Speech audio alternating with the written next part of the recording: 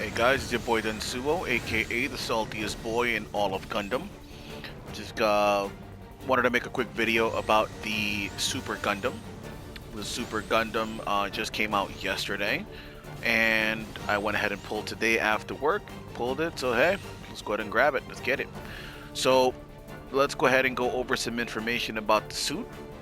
I'm going to be posting this on Reddit also alongside with the description of everything that it has and what it can do. So let's go ahead and get started. So for starters, as you can see here, the Super Gundam cannot dock with external vehicles like this thing over here, the Mega Beam Cannon, because it has that big ass back. Oh well. From there, let's go ahead and talk about the stats. The Super Gundam comes in at a 550 cost. Level 1, if I'm not mistaken, is the only cost available for it currently. It is space only, but cannot be used in ground missions, unlike Gundam Versus. Boohoo. It does, however, have space compatibility, which is somewhat rare for support suits. The suit has 18,000 HP, as you can see in the bottom right. For resistances, it has a total of 28 for both beam and ballistic, but a very, very low 4 for melee. So even generals will be able to put the hurt on you with melee, and God help you if a raid catches you. Don't go slipping with them around. For damage, it has 50 for ranged mod and 5 for melee. So clearly you're gonna want to stay at a ranged. For speed, it has 125, which as you can see here, it's pretty good moving around, and space compatibility only makes that better. Then for thruster, we have 65, which I don't know about you, but it looks like it lasts quite the while here, which is great for repositioning as you need. Moving on from there, we have, last but not least, the slots. We have a total of 5 for close range, 14 for mid-range, and 21 for long range. So it will be easy peasy to stack all 4 ranged boosts, and then go from there with whatever else you wish.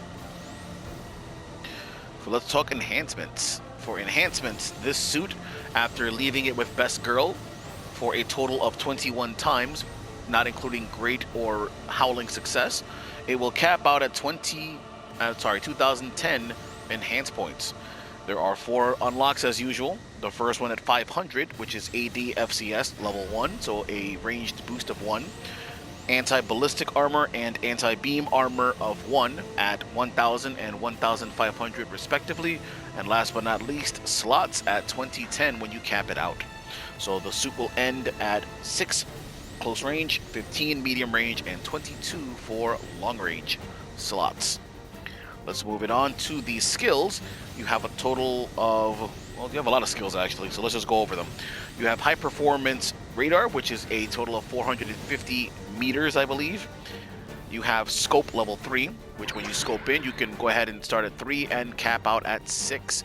Don't forget, when you are zoomed in, your radar move, or excuse me, your vision moves a lot faster.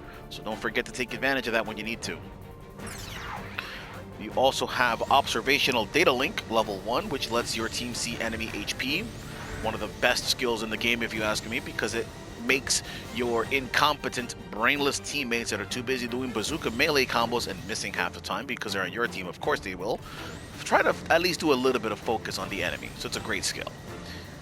The next skill that you have is Frontline Support level 2, which is a 10% reduction to respawn time for all team members. As you know, this stacks, so the more people that have it, the better. You have Scouting Parallel Processing Device level 1, which, as you can see here, when you zoom in with the scope, you will keep your radar on the top right. Great skill, which is perfect for people who love to tunnel because they're bad. The next skill we have is the Back Buffer level 2. When you get hit from behind on the back, it will reduce damage that you take as well as the part damage, the load in the bottom right that you see there, by 15%. That's quite a good reduction. Although, to be honest, you probably won't be getting hit much from behind as a support anyway, but hey, it's there. Next, we have the Gimbal skill, Gimbal level 1. This lets you look up and down way higher than normal. This only procs in space, so well, this is only for space, so there it is.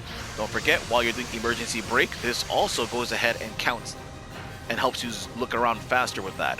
So take advantage of that too in the event that you need to make some quick plays. Moving on, we have the Backbinder Special Cushioning. I don't know if there's any other suit that has this. This is a 10% damage reduction to HP lost from Backbinder damage. That's what the description says. So I'm just going to assume it stacks with back buffer, so hey, that's great. From there, we have Gimbal. No, we already talked about Gimbal, didn't I? Yes, we already talked about Gimbal, my bad. Last but not least, we have Ambac level 1. Ambac, as you can see here, while you're boosting in a direction, when you stop boosting, as long as you keep moving in that direction, you will not go into a braking animation like you see here, and you will instead continue to move in that direction. This counts in any direction, be it left, be it right, when you're rising, and when you're descending. So always hold that direction for a little longer if you want to move in that direction, and then decide all of a sudden, hey, you know what? I want to move the other direction. So be patient, hold it, and then move into the other direction. So that's good. Practice discipline in that respect when it comes to moving, so that you don't leave yourself open. Because you already know how this game is. You make a mistake, someone's probably going to punish you, and that stuff hurts in this game, and it hurts a lot. Next, we're going to move on to the weapons, everyone's favorite. First, we have the long rifle. It clocks in at 2,500 power, 700 range. Every shot is 75 heat. Charge shots are 95 heat. You cannot fire while moving. Normal shots will stagger, as you can see here.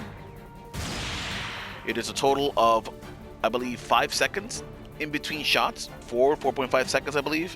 When you arm it up, it is nigh instant, about not even a second.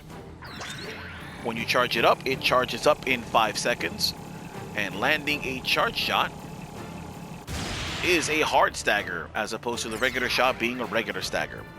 If you happen to forget your trigger discipline and overheat, the weapon will recover from overheat in 16 seconds.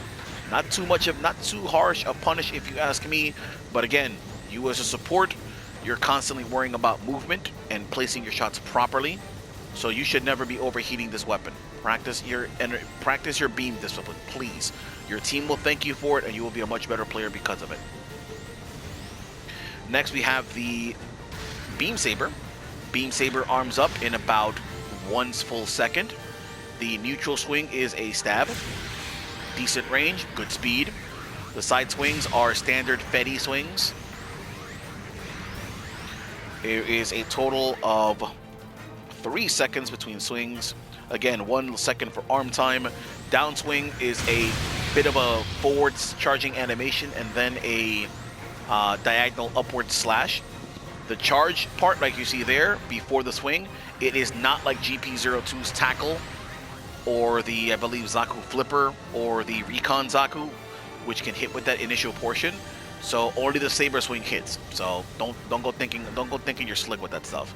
It is a slow swing, so be careful. But hey, you're as a support with your pathetic 4 melee defense and your pathetic 5 melee mod, you really shouldn't be in melee range anyway.